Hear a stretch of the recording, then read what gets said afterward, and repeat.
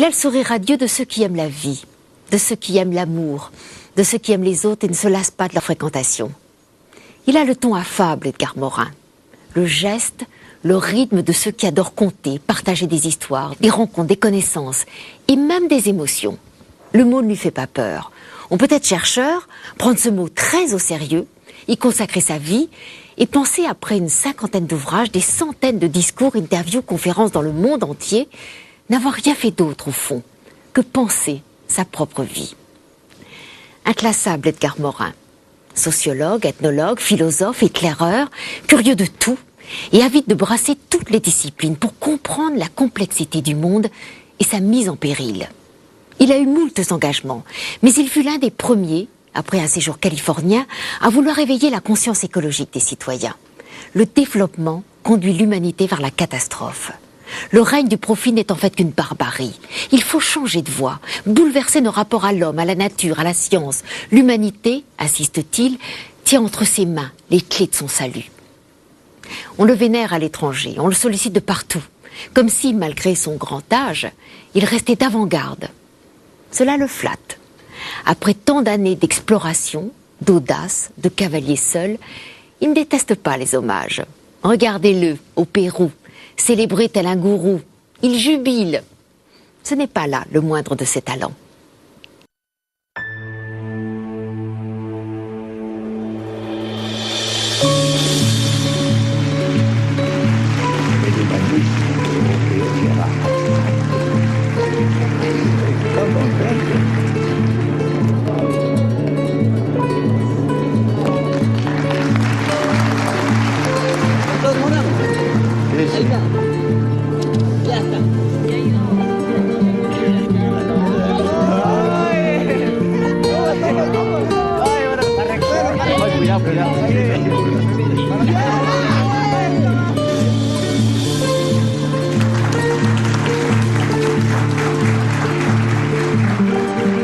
Moi, j'aime beaucoup le côté pré-posthume, n'est-ce pas?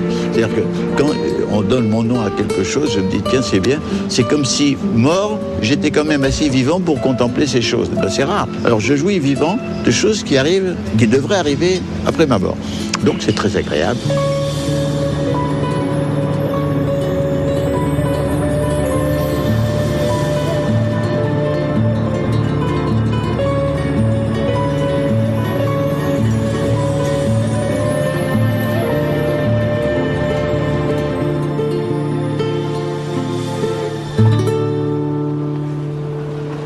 Voilà plus d'un demi-siècle qu'Edgar Morin nous apprend à regarder le monde.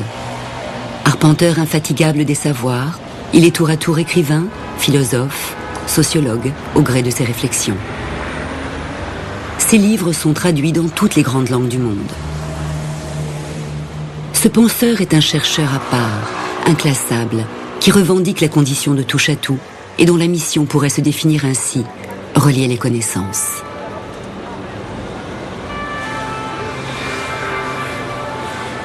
Je suis chercheur, c'est-à-dire que je suis chercheur professionnellement, puisque je suis au CNRS, mais je crois l'être aussi personnellement, c'est-à-dire que je cherche, c'est-à-dire que je ne sais pas très bien ce que je vais trouver quand je cherche. Je prends très au sérieux ce terme.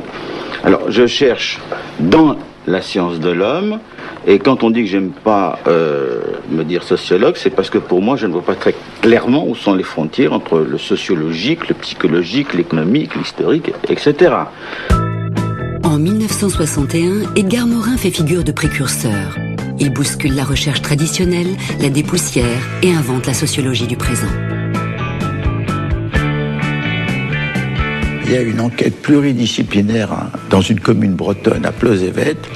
Et on me demande si je veux intervenir dans cette recherche.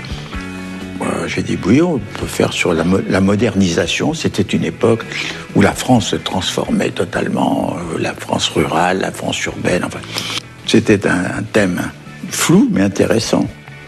Et d'autre part, je n'étais pas du tout un adepte de la sociologie officielle de l'époque qui se faisait par questionnaire.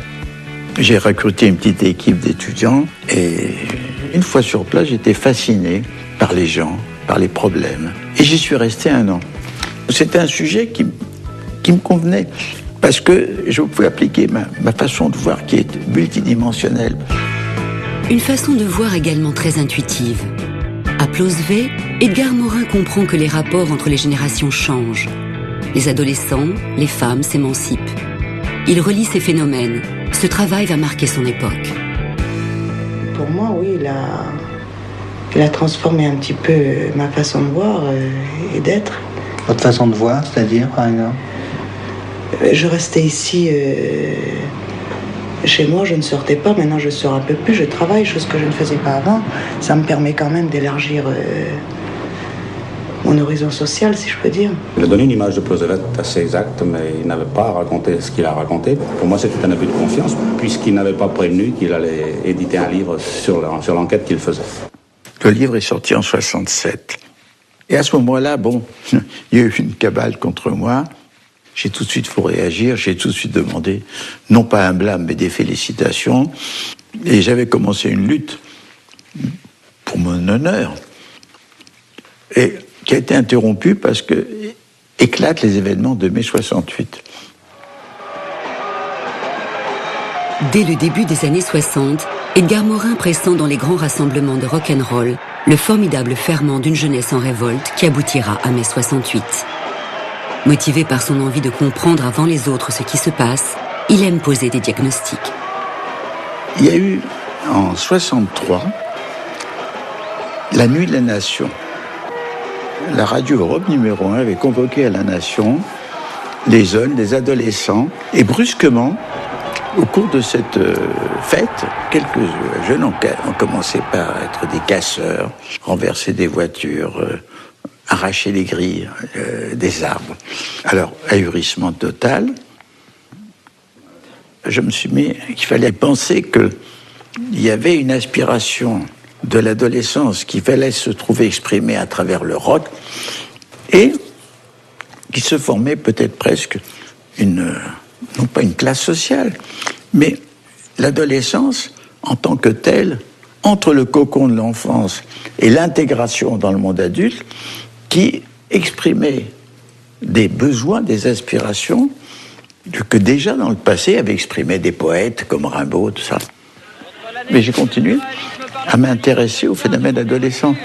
Et c'est pour ça que quand il y a eu le mai 68, il se trouve que Henri Lefebvre, qui était prof à Nanterre, il me demande de le remplacer pendant 1 mois.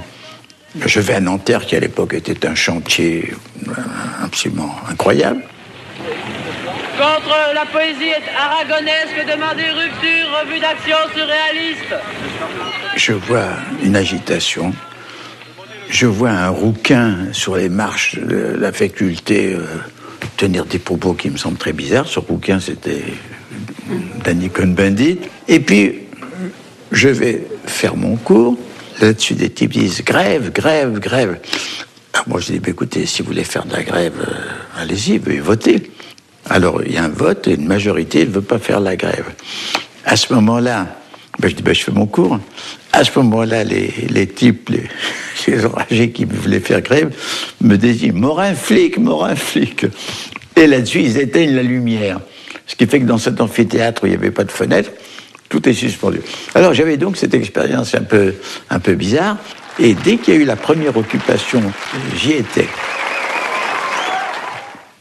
J'étais un des rares, parce que la presse n'avait aucune antenne dans ce qui se passait dans ces milieux juvéniles. D'ailleurs, ça m'a tout de suite enthousiasmé, parce qu'au début, ça avait le 68 à ses débuts, est un mouvement profondément libertaire. Ces analyses à chaud sur les révoltes adolescentes de mai 68 sont le fruit d'un enthousiasme et d'une immense curiosité. En pionnier, Edgar Morin observe la métamorphose du monde et scrute l'esprit du temps. 1 an plus tard, il s'envole vers l'Amérique et la Californie, à la découverte de ce bouillon culturel de la fin des années 60.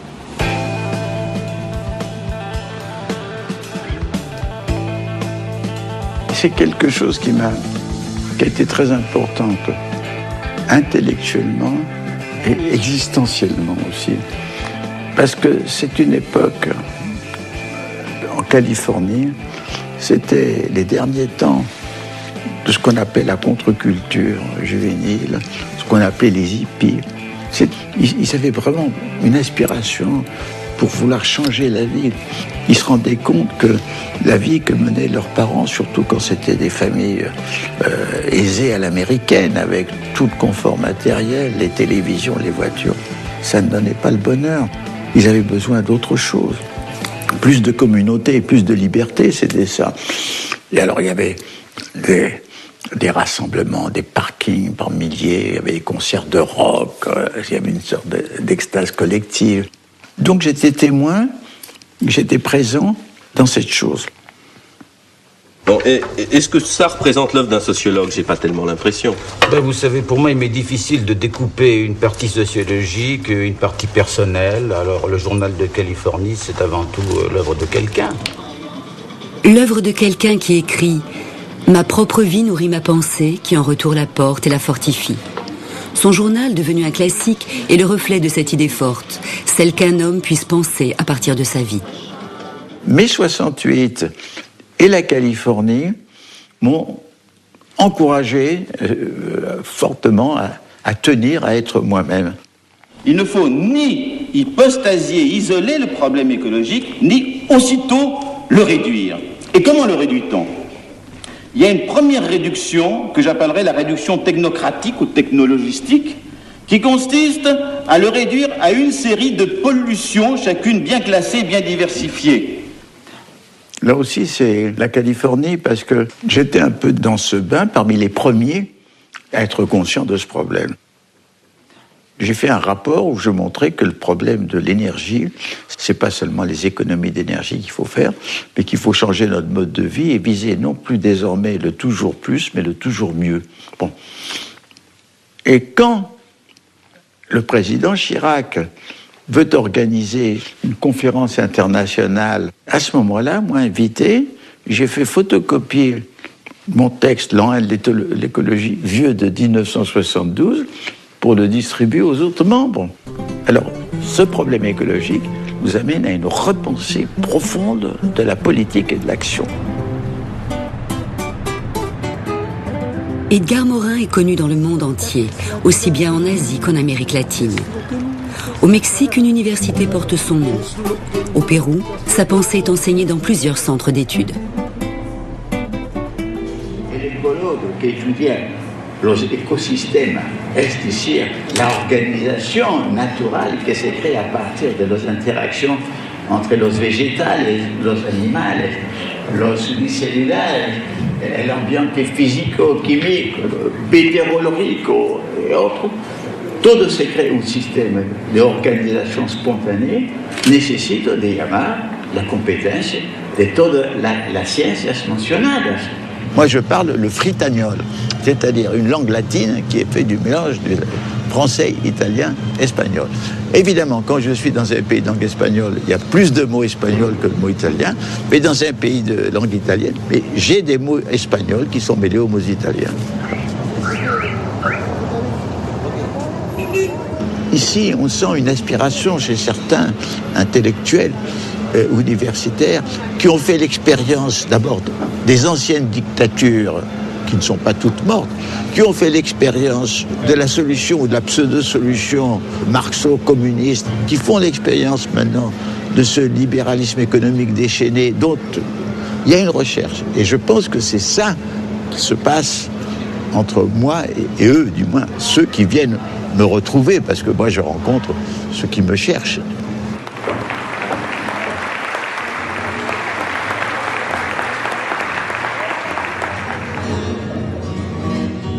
California tiene un diario, Orleans tiene un rumor, el hombre tiene el temor de ser hombre imaginario. Por eso es que en este horario Sociologue, ethnologue, philosophe, éclaireur, curieux de tout, et avide de brasser toutes les disciplines pour comprendre la complexité du monde et sa mise en péril. Il a eu moultes engagements, mais il fut l'un des premiers, après un séjour californien, à vouloir éveiller la conscience écologique des citoyens. Le développement conduit l'humanité vers la catastrophe. Le règne du profit n'est en fait qu'une barbarie. Il faut changer de voie, bouleverser nos rapports à l'homme, à la nature, à la science. L'humanité, insiste-t-il, tient les autres et ne se lasse pas de leur fréquentation. Il a le ton affable, Edgar Morin. Le geste, le rythme de ceux qui adorent conter, partager des histoires, des rencontres, des connaissances et même des émotions. Le mot ne lui fait pas peur. On peut être chercheur, prendre ce mot très au sérieux, y consacrer sa vie et penser après une 50aine d'ouvrages, des centaines de discours, interviews, conférences dans le monde entier, n'avoir rien fait d'autre au fond que penser sa propre vie. Inclassable Edgar Morin, entre ses mains les clés de son salut. On le vénère à l'étranger, on le sollicite de partout, comme si, malgré son grand âge, il restait d'avant-garde. Cela le flatte. Après tant d'années d'exploration, d'audace, de cavalier seul, il ne déteste pas les hommages. Regardez-le, au Pérou, célébré tel un gourou. Il jubile. Ce n'est pas là le moindre de ses talents.